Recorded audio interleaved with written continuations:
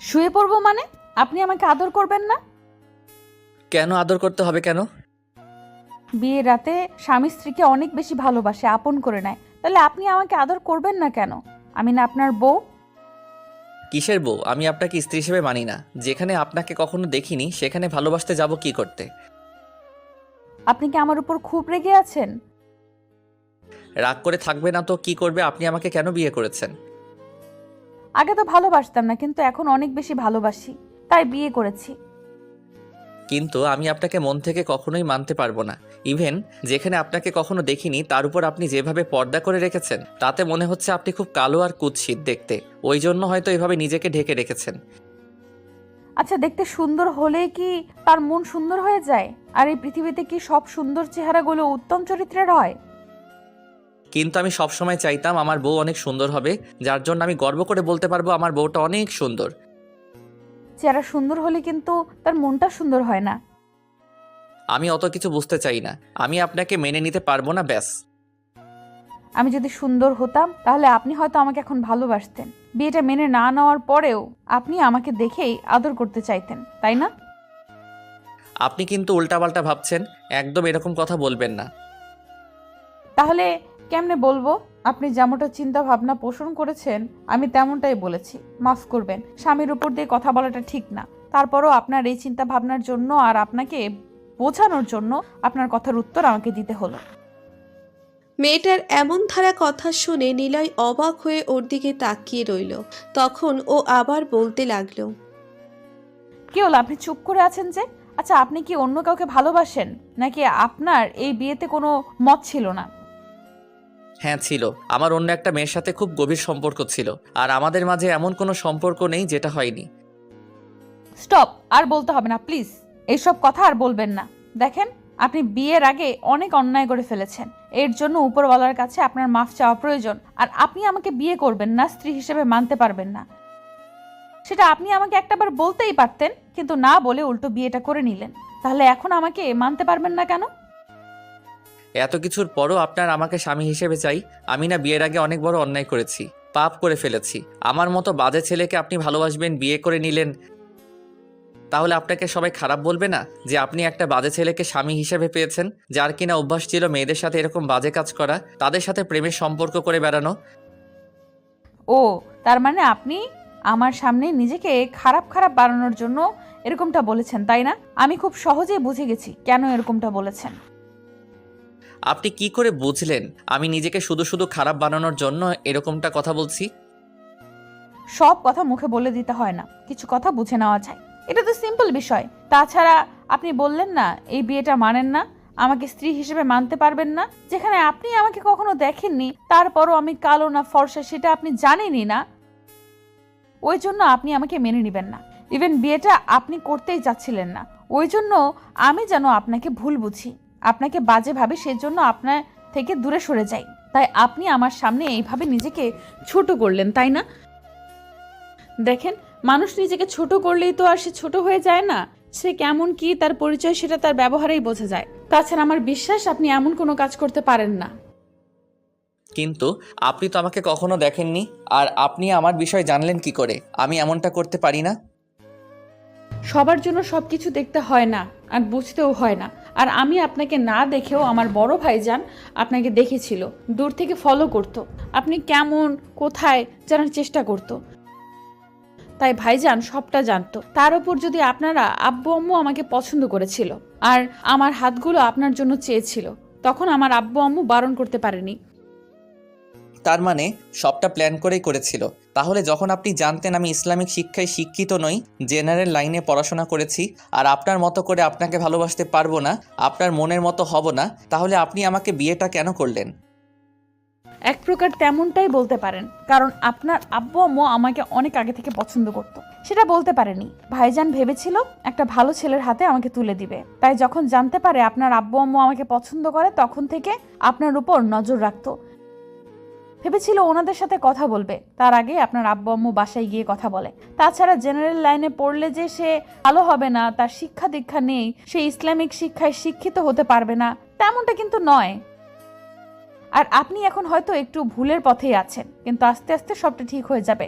উপরওয়ালা কখনকার হেদায়েত রেখেছে সেটা একমাত্র উনিই জানেন। আর যতদূর শুনেছি আপনি কোনো বাজে কাজ করতে পারেন না।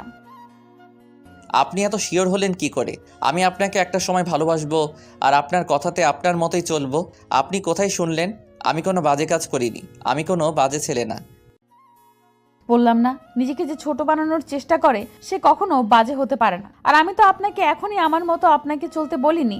উপরওয়ালার খেয়াল খুশি মতো চললেই হবে। আমি কারোর উপর দায়িত্বের বোঝা চাপিয়ে দিতে চাই না। আমার ভালোবাসাটা দিয়ে আপনাকে পাল্টে দিতে চাই। এটাকে যদি আপনি আদেশ নিষেধ কিংবা দায়িত্ব ভাবেন তাহলে আপনার ভুল ধারণা। আমি আপনাকে কোনো কাজে জোর করব না। যে ছেলে কিনা মাদ্রাসায় গিয়ে ছোট বাচ্চাদের সাথে সময় কাটাতে পারে, এতিমখানায় গিয়ে নিষ্পাপ শিশুদের খাওয়াতে পারে, সে ছেলে কখনো বাজে হতে পারে না। আমার চিন্তাধারায় আসে না সে কখনো বাজে কাজ করতে পারে। আপনি এসব জানতে পারলেন কি করে? আমি যে মাদ্রাসায় যাই, ওই ছোট বাচ্চাগুলোর সাথে খেলা করি, ওদের সময় দেই। আমার বড় ভাইজান আপনার সম্পর্কে সব খোঁজ খবর রেখেছে। আর আব্বু আম্মু কি না জেনেই আপনার সাথে বিয়েটা দিয়েছে? আর আপনার আব্বু আম্মু বলেছিল যে আমার সাথে আপনার বিয়ে হলে আপনি আস্তে আস্তে পাল্টে যাবেন। আপনার ভেতরে সেই পাল্টানোর চেষ্টাই আছে, কিন্তু এই সমাজ আপনাকে পাল্টাতে দিচ্ছে না। আপনার বন্ধু বান্ধব আপনাকে এসব থেকে দূরে রাখতে চাইছে, কিন্তু বিয়ের পর আপনি ঠিকই বুঝতে পারবেন যে কোনটা আসল জীবন। সামনে দাঁড়িয়ে থাকা মেয়েটার মনোমুগ্ধকর কথা শুনে নিলয় মাথা নিচু করে রইল। ওদের বিয়েটা এক প্রকার হুটহাট করে হয়ে যায়। আর বিয়ের 1 সপ্তাহ আগে নিলয় জানতে পারে একটা মাদ্রাসায় শিক্ষিত মেয়ের সাথে ওর বিয়ে। আর মেয়েটা নাকি খুব ভদ্র সভ্য। নিলয় ওকে বিয়ের আগে দেখেনি। আব্বু আম্মু দেখে আর বলেছিল মেয়েটাকে দেখতে নাকি বেশ ভালোই, কিন্তু নিলয় সেটা বিশ্বাস করেনি। ও জানে আব্বু আম্মু সব সময় ওর বিরুদ্ধে গিয়ে কাজ করে, কিন্তু সেটা ওর ভালোর জন্য করে নিলয় বুঝতে পারে না। আসলে নিলয় ভেবেছে মেয়েটা কালো আর বাজে দেখতে হবে, তাই বিয়েটা করতে চাচ্ছিল না। কিন্তু আব্বুর রাগারাগিতে নিলয় বিয়েটা করতে বাধ্য হয়েছে। আর আয়েশাকে নিলয়ের আব্বু বলে দিয়েছিল নিলয় বাসর ঘরে আসলে ওর সাথে হয়তো সিন ক্রিয়েট করতে পারে। তাই আয়েশা নিলয়কে কোনো কিছু বলার সুযোগ না দিয়ে এরকম একটা কথা বলল। তারপর ওদের মাঝে কি হলো সেটা তো আপনারা জানেন। নিলয় কথা বলছে না, তাই আয়েশা ওর পায়ে হাত দিয়ে সালাম করলো। তারপর ওর পা গুলো ধরে বলতে লাগলো, দেখেছেন কি কপাল আমার, যাকে বিয়ে করলাম সে আমাকে ভালোবাসে না, আর একবার আমাকে উঠিয়েও নিল না। আয়েশার কথায় নিলয় একটু খারাপ লাগলো। তখন মেয়েটাকে উঠিয়ে দাঁড় করিয়ে ওর থেকে দূরে সরে গেল। তখন আয়েশা একটা মুচকি হাসি দিয়ে বলল, ভয় পাবেন না, আমি জোরপূর্বক আপনার সাথে কিছু করব না। আপনি আমার স্বামী, আপনার অনুমতি ছাড়া কখনোই কাজ করব না। আপনি ভয় পাবেন না, আমি আপনাকে আর কখনো স্পর্শ করব না। যতদিন অবধি আপনি আমাকে ভালো না বাসবেন ততদিন অবধি আমি আপনার কাছে আসব না। বুঝতে পারলাম, এখন যান, কি শুয়ে পড়েন। শুয়ে পড়বো মানে? তাহলে আপনি কোথায় যাবেন? আমি আর যাই হোক আপনার সাথে কি বিছানায় থাকতে পারবো না? কারণ আমি আপনাকে ভালোবাসি না। যদি ভুল করে আপনার সাথে উল্টাপাল্টা কিছু একটা হয়ে যায়। ভুল করে হলে তো আপনার স্ত্রীর সাথেই হবে। তাছাড়া আপনি আমাকে ভালোবাসেন না, তাহলে নিজের উপর কন্ট্রোল রাখতে পারবেন না, তাহলে কেমন পুরুষ মানুষ আপনি? আমি কিন্তু এমন কোনো কথা বলিনি। আসলে আমার শোয়াটা তেমন ভালো না। যদি উল্টাপাল্টা ভাবে আপনার গায়ের উপর হাত পা তুলে দেই তখন হয়তো আপনি খারাপ ভাববেন না। দেখুন, ঘুমের মধ্যে স্বামী তার স্ত্রীর উপর হাত উঠিয়ে দিতে পারে, এতে বাজে ভাবার কি আছে? তাছাড়া এখন আপনার অধিকার আছে। আপনি আমাকে ধর্ম মোতাবেক বিয়ে করেছেন, তাই এখানে বাজে কিছু ভাবার কোনো প্রশ্নই আসে না। আপনি আমাকে ভালোবাসতে না পারেন, কিন্তু আমি তো আপনাকে 3 বার কবুল বলার পর থেকে স্বামী হিসেবে মেনে নিয়েছি আর ভালোবাসার চেষ্টা করেছি, তাই আমি এত কিছু মনে করব না। আপনি বিছানায় শুয়ে পড়েন।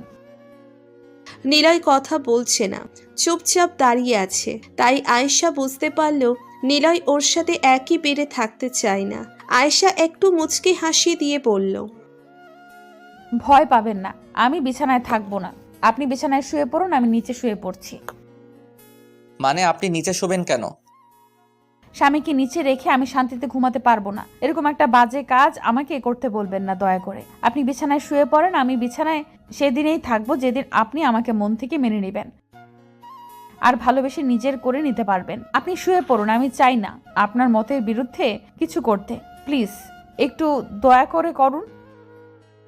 আয়েশার কথাতে নিলয় না করে বিছানায় গিয়ে শুয়ে পড়ল। তখন আয়েশা নিচে বিছানা করে শুয়ে পড়ল। নিলয় ওর দিকে ফ্যালফ্যাল করে তাকিয়ে আছে। আয়েশা অন্যদিকে ঘুরে শুয়ে আছে। এখনো ওর মুখের পর্দাটা সরায়নি, আর কি করেই বা সরাবে। আয়েশা ভেবেছিল স্বামী এসে নিচু হাতে ওর নিকাবটা উঠিয়ে ওকে দেখবে, সেখানে ওকে না দেখেই বলে দিয়েছে ও নাকি কালো। তার উপর নিলয়ের যেখানে চিন্তাধারা সুন্দর মেয়ে হলেই তাদের বিয়ে করতে হবে ওর বউ হওয়ার যোগ্যতা রাখে, সেখানে আয়েশা চায় না ওকে এমন কিছু বোঝাতে কিংবা নিজের মুখের নিকাবটা সরিয়ে ওকে নিজের চেহারাটা দেখাতে। সেই ইচ্ছেটাই ওর মরে গেছে। তাই আয়েশা নিজেকে নিলয়ের সামনে উপস্থাপন না করে এরকম কিছু বলল। তো পরদিন সকালে নিলয় ভোরবেলা খেয়াল করলো আয়েশা ফজরের নামাজ পড়ে জায়নামাজে বসে দোয়া করছে। নিলয় যেন ওকে মেনে নেয়, ওকে ভালোবাসে। আয়েশার কান্নাকাটি দেখে নিলয়ের বেশ খারাপ লাগলো। তারপরও চুপ করে রইল। একটা সময় নিলয় আবারও ঘুমিয়ে পড়ে। তো সকাল 9টার দিকে কেউ একজন এসে নিলয়কে ধাক্কা দিয়ে ডাকতে লাগলো। কয়েকবার ডাকলে ও চোখ খুলে তাকালো, আর চোখ খুলে যাকে দেখলো তাকে দেখার পর নিলয়ের হুঁশই উঠে গেল। নিলয়ের মনে হচ্ছিল ও কোনো স্বপ্নের মধ্যে আছে, কারণ ওর সামনে যে মেয়েটা দাঁড়িয়ে আছে তাকে দেখতে একদম হুর পরীদের মতো। কেমন যেন চেহারাটা নূরের মতো জলজল করছে, যার জন্য নিলয় তাড়াহুড়ো করে উঠে বসলো। এমন কিছু বিশ্বাস হচ্ছিল না, তাই নিলয় চোখ ডলতে ডলতে আবার মেয়েটার দিকে তাকিয়ে বলতে লাগলো, আপনি এখানে? স্বামীর রুমে তো স্ত্রী থাকে, এটা প্রথম জানেন আপনি? স্ত্রী মানে? ও, আপনি তো আমাকে কালকে রাত্রে দেখেননি, আর বিয়ের আগেও দেখেননি, আর আমিই চাইছিলাম না বিয়ের আগে আপনি আমাকে দেখেন। তখন আপনার অধিকারটা না থাকলেও এখন আপনার সম্পূর্ণ অধিকার আছে আমার মতো একটা কালো আর কুৎসিত মেয়েটাকে দেখার। আর হ্যাঁ, আপনি কালকে যাকে বিয়ে করেছেন, যাকে স্ত্রী হিসেবে মানতে পারবেন না বলেছিলেন, আমি এসে। নিলয় কথা বলছে না, তাই আয়েশা মুচকি হাসি দিয়ে বলল, নিন উঠুন, এখন থেকে আর এত বেলা অবধি ঘুমাবেন না দয়া করে। একটু এবাদত বন্দিগিও তো করতে পারেন সকাল সকাল উঠে। আর আব্বু আম্মু আপনাকে ডাকছে, চলুন খেয়ে নিবেন। আজকে প্রথম দিন তাই ডেকে তুলিনি, কিন্তু কালকে থেকে ফজরে ডেকে দিব।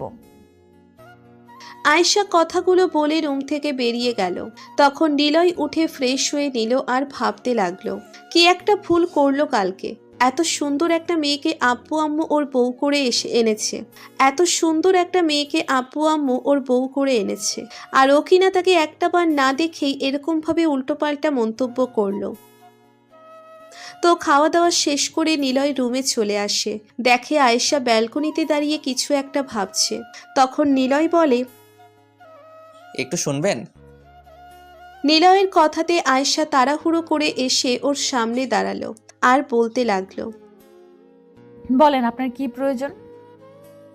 আয়েশা এরকম বিহেভিয়ার দেখে নিলয় কালকে রাত থেকে মুগ্ধ হয়ে যাচ্ছে। কালকে রাতে আয়েশা যেভাবে নিলয়কে বোঝালো, তাতে করে ওর মনে হচ্ছে বিয়েটা করে ওর জীবনের সবচেয়ে বড় সারপ্রাইজ পেয়ে গেছে।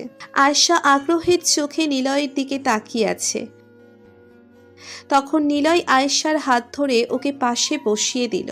নিলয়ের কর্মকাণ্ডে আয়েশা অবাক হয়ে গেল, তাই ওর দিকে ফ্যালফ্যাল করে তাকিয়ে রইল। নিলয় আয়েশার শঙ্কা দূর করতে ওর গালের পাশে হাত রেখে বলল, কালকে রাতের জন্য আমি দুঃখিত। ওই কথাগুলো আমি রাগ করে বলেছি। আমি জানতাম না যে আমার আব্বু আম্মু আপনাকে আমার জন্য পছন্দ করেছে। ভেবেছিলাম যে আপনাকে পরীক্ষা করার জন্য হলেও এরকম কথা বলবো। আমার অন্য কারোর সাথে অন্য কোনো প্রকার রিলেশন নেই। আমি আব্বু আম্মুকে বলেছিলাম তাদের পছন্দে বিয়ে করে নিব, কিন্তু হুটহাট করে ওনারা আমার জন্য পাত্রী ঠিক করে ফেলেছিল। তাই অনেকটা আপসেট ছিলাম। ভেবেছিলাম আমি যাকে দেখিনি তাকে কি করে বিয়ে করব। তারপর আব্বুর কথাতে বিয়ে করে নিয়েছিলাম, কিন্তু জানতাম না এত সুন্দর একটা পরী আমার ঘরে আছে। আয়েশার চোখে পানি টলমল করছে, ওর ঠোঁট কাঁপছে, এই হয়তো কান্না করে দিবে। চোখের পানিগুলো গড়িয়ে পড়ার আগেই নিলয় ওর কপালে একটা কিস করে দিল। সাথে সাথে আয়েশা নিলয়কে খুব শক্ত করে জড়িয়ে ধরল আর বলতে লাগলো, জানেন কালকে কতটা ভয় পেয়ে গিয়েছিলাম, ভেবেছিলাম আপনি আমাকে কখনোই মেনে নেবেন না। আমার কতটা কষ্ট হয়েছে কালকে রাত্রে আপনার থেকে দূরে থাকতে, জানেন? কিন্তু কালকেই তো আমাদের বিয়ে হলো। তাতে কি, 3 বার কবুল বলার পর থেকে আমি আপনাকে নিজের সবটা ভাবতে শুরু করেছি। আব্বু আম্মুর কথা মতো এখান থেকে তুমি আমাকে নিজের মতো করে গড়ে নিও। আমি তোমার কাছে পৃথিবীর সবচেয়ে ভালো স্বামী হয়ে দেখাবো। তোমার কথা মতোই চলবো। আমি আপনাকে অনেক ভালোবাসবো, দেখবেন। আমিও তোমার ভালোবাসার উত্তম প্রতিদান দেওয়ার চেষ্টা করব। আমাদের ভিডিওটি কেমন